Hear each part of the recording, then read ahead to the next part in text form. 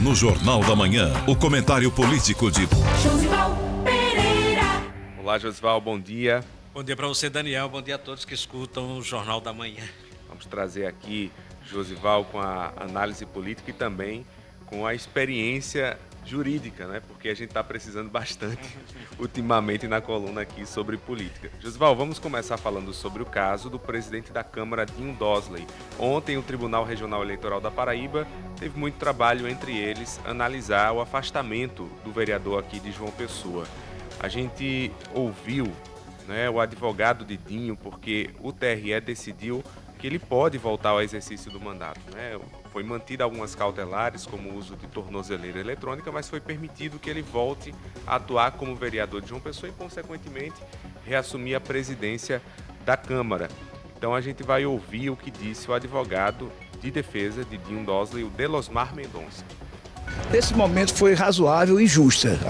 O afastamento, a suspensão do exercício do mandato de vereador e de presidente da Câmara era a mais drástica das medidas cautelares. E afetava, inclusive, o próprio funcionamento do Poder Legislativo, a própria dignidade do Poder Legislativo Municipal de João Pessoa. As demais medidas cautelares, após as eleições, a defesa vai trabalhar em relação à sua desnecessidade e à sua revogação também. O presidente Dinho poderá frequentar órgãos públicos, inclusive municipais, desde que no exercício da presidência, ou seja, em missões oficiais. Assim foi decidido por unanimidade no pleno do TRE. Logo após essa decisão, o próprio presidente da Câmara se pronunciou sobre esse assunto e fez um agradecimento aos eleitores. Pessoal, passando aqui para agradecer milhares de mensagens que tenham recebido, ligações de apoio e se congratulando com a gente pela justiça que foi feita na tarde de hoje, reconduzindo de volta a gente ao nosso mandato, à presidência da Câmara.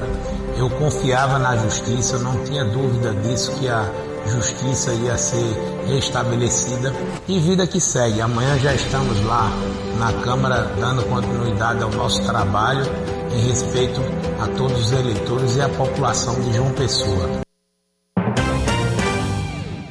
Josival Pereira analisou atentamente esse julgamento durante a tarde de ontem. O que é que você pôde perceber da decisão do TRE, Josival? Eu acompanhei toda a votação do tribunal a tarde todinha. Veja bem, é interessante. Há uma preocupação do Tribunal Regional Eleitoral da Paraíba seguir, inclusive, a orientação da presidente nacional, da presidente do Tribunal Superior Eleitoral, que é de tentar evitar a infiltração do crime organizado nas instituições e nas eleições. Então há uma preocupação nesse sentido. Por isso, inclusive, tem mantido algumas decisões. Mas ontem manteve algumas decisões da juíza da 64ª Zona Eleitoral, mas mudou num ponto principal, num ponto que foi muito discutido, que era o afastamento ou não de Dinho da presidência do cargo de vereador, do exercício de vereador, do exercício da função. Era o afastamento do exercício da função. Se você não está exercendo a função, você não pode ser presidente da casa. Essa era a decisão. E me chamou a atenção no julgamento de ontem, engraçado, nem foram as histórias, nem foram os advogados, nem foram os conselheiros, nem foi a relatora.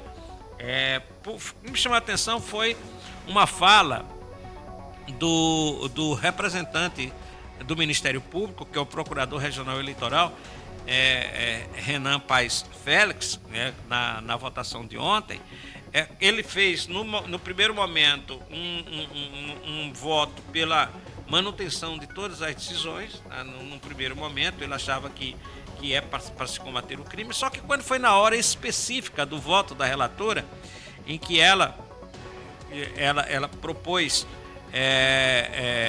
realmente revogar essa parte do afastamento do Dinho e retornar à Câmara, ele foi para a tribuna e disse que seguia o GAECO, que é o grupo de atuação organizada contra o crime organizado aqui na Paraíba, porque antes da decisão da juíza, o GAECO já tinha votado contra prisão e contra afastamento de Dinho, porque havia um pedido de prisão.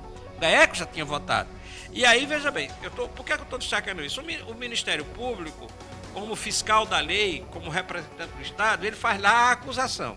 Ele sustenta, o Estado a acusação. Geralmente ele é mais duro do que ele a é decisão. duro, comumente duro, porque ele vai fazer a acusação. E aí ele diz sobre Dinho, eu fiz as anotações, que é interessante. Ele diz o seguinte, que lá no processo, lá no inquérito, nos autos, não há descrição de ato material de Dinho. Não há descrição material, nenhuma descrição que Dinho tenha participado. Não existe participação ativa, descrição de participação ativa de Dinho nesse processo.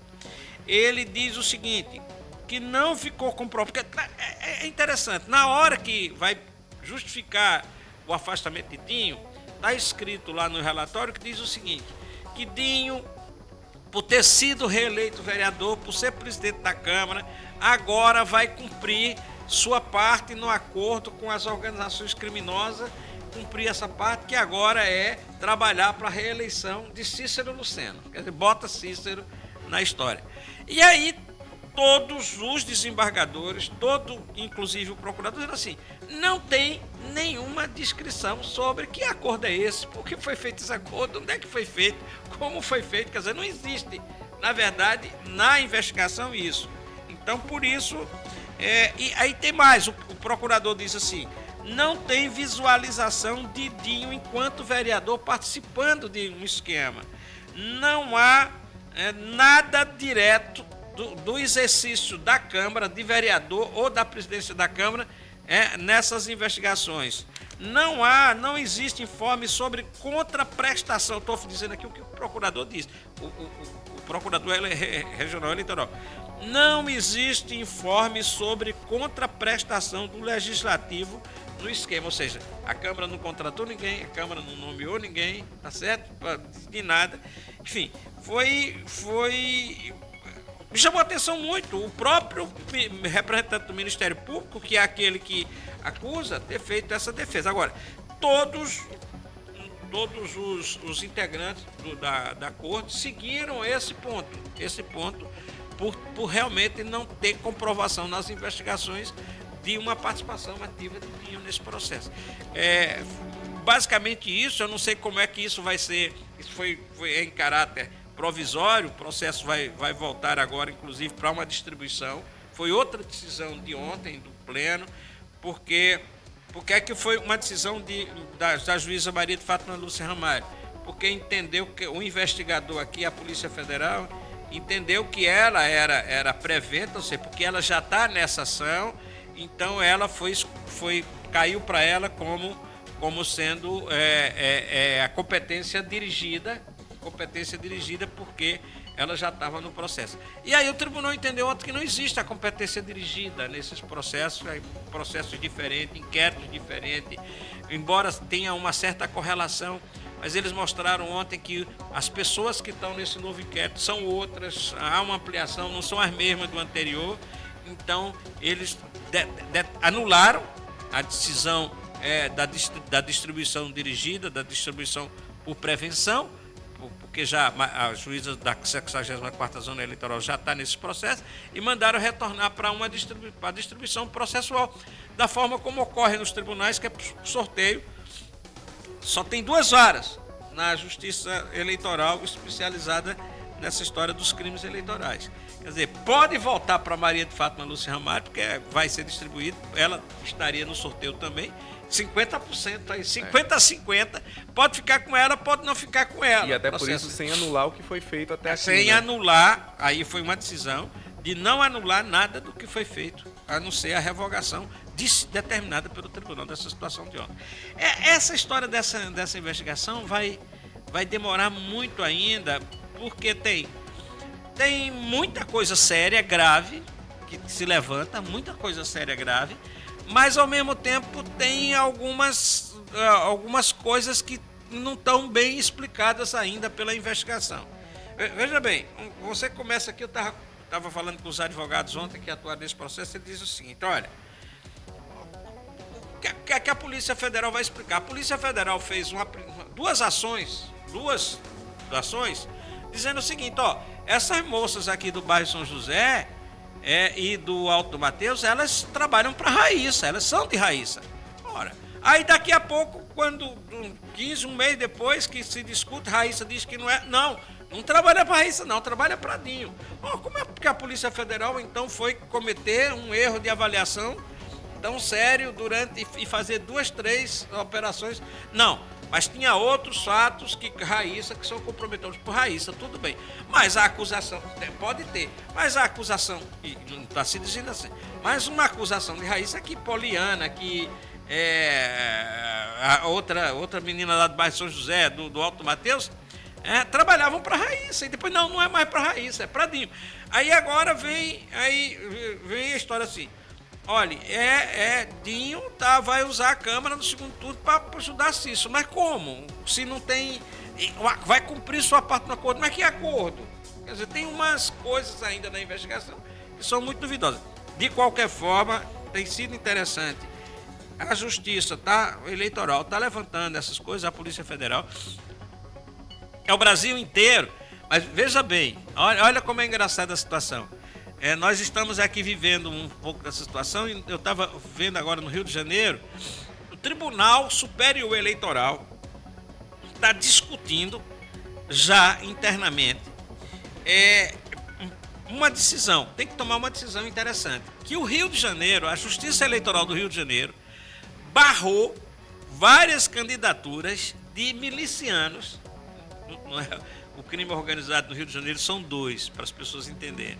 É o tráfico antigo e a milícia. A milícia são aqueles grupos que começaram com policiais, é feito basicamente por policiais e ex-policiais, mas não só mais esse, que lá atrás, há uns 20 anos, a pretexto de combater o tráfico, eles se organizaram e viraram uma organização criminosa tão mais grave do que o tráfico do morro, porque aqui usa inclusive a estrutura, às vezes, da polícia, conhecimento, enfim, e é extremamente violenta a milícia que está aqui embaixo, que foi, inclusive, durante algum tempo defendida por muitos políticos, né? Muitos políticos, e ainda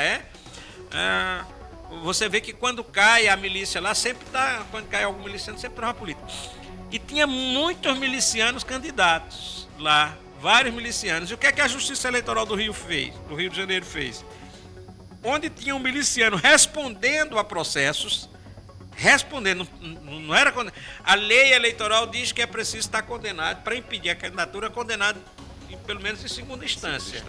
E lá no Rio de Janeiro, a Justiça Eleitoral do Rio de Janeiro barrou as candidaturas de milicianos só por estar respondendo processos, por estar respondendo inquéritos, por estar respondendo processos, achando que só está respondendo processo, fere o princípio constitucional da moralidade e da probidade administrativa. Barrou.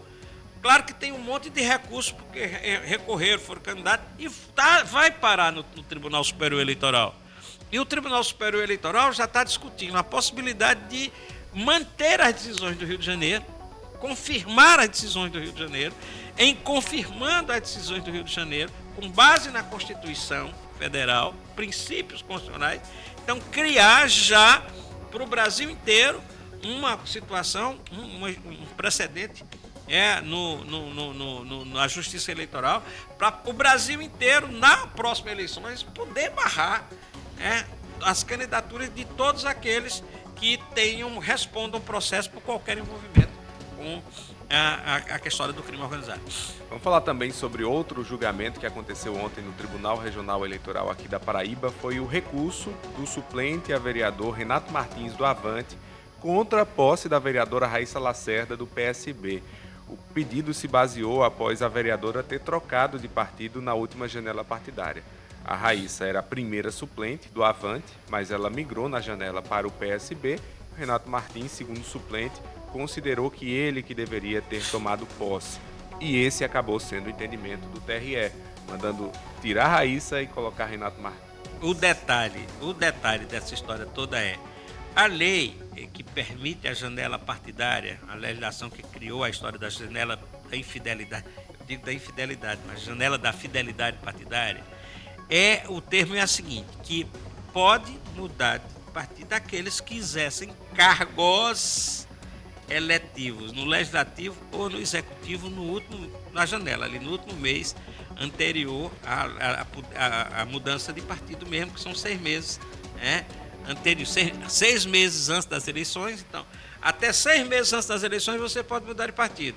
No mês anterior a essa mudança de partido, então, se você exerce cargo eletivo, vereador, deputado, senador, prefeito e tal, você pode mudar de partido. Raíssa não estava em nenhum cargo naquele momento. Raíssa era suplente. Ela mudou, entendendo que a janela partidária favorecia a ela era suplente, claro que sendo suplente ela podia mudar a qualquer momento, suplente é apenas expectativa de direito. Suplente tem apenas a expectativa que pode exercer um cargo de vereadora. Não é uma função legislativa. Suplente não tem função política, não tem função, não tem cargo. É uma expectativa de direito. Foi por isso que Raíssa perdeu. E Renato Martins, que havia saído do Avante e voltou, por que é então que ele teria direito? Aí é outra história que a jurisprudência diz o seguinte: quando você muda do partido e se você volta, se há anuência, se o partido concorda, se o partido aceita você de bom grado, se você não questiona, então você tem sua vida partidária totalmente restabelecida e você não perde.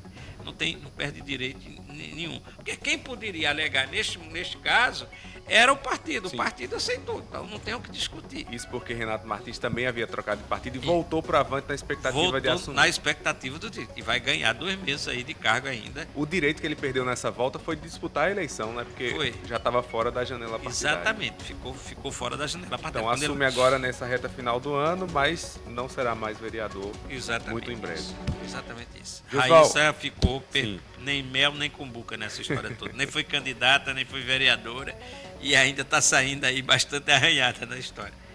Em posse hoje, o promotor de justiça Francisco Seráfico da Nóbrega Filho será empossado às 3 da tarde no cargo de desembargador do Tribunal de Justiça da Paraíba, na vaga do 5º Constitucional do Ministério Público do Estado. A solenidade está marcada para a sala de sessões do Tribunal Pleno, ali no anexo administrativo da Corte, aqui em João Pessoa. No período da manhã, inclusive, vai ter no Santuário Mãe Rainha, no bairro Aeroclube, a celebração de uma missa em ação de graças. A gente já falou aqui o perfil, né, do Francisco Seráfico, foi escolhido, foi o mais votado e depois o escolhido pelo governador João Azevedo. É um jovem, mas que tem uma longa trajetória já na atuação. Tem 20 anos no Ministério Público, 21 anos, 20 anos. Entrou em 2003 no Ministério Público, então tem 21 anos no Ministério Público. Como promotor, imagina, terminou o curso em 2002, 2003 ele já entrou. E chega ao Tribunal de Justiça com 45 anos, vai ter aí 30 anos mais, como até 75 anos, 70 anos, a aposentadoria compulsória, então tem 30 anos para poder... 75 a 30 anos para poder atuar na Justiça Eleitoral. Chega novo, vai se prolongar aí.